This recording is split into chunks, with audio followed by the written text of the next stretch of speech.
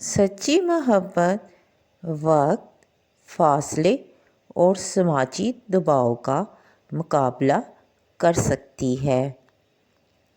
آرزو ایک گاؤں کی معصوم لڑکی تھی جسے رات کے تارے دیکھنے کا بے حد شوق تھا۔ وہ اکثر رات کو پہاڑی پر بیٹھ کر تاروں کو دیکھتی اور اپنے خوابوں میں کھو جاتی۔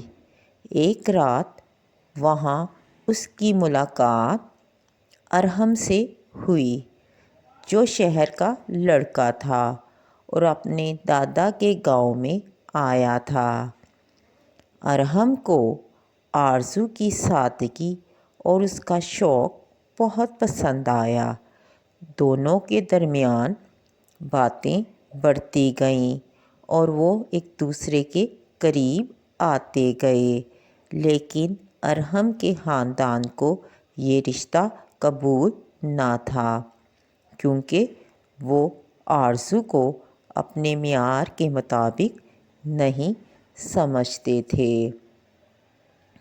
ارحم نے اپنی محبت کے لیے لڑنے کا فیصلہ کیا، لیکن آرزو نے ارحم کی خوشی کے لیے پیچھے ہٹنے کا انتخاب کیا۔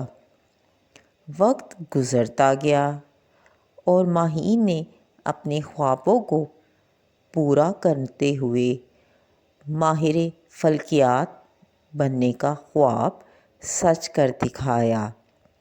کئی سال بعد ایک کانفرنس میں ان دونوں کی ملاقات ہوئی۔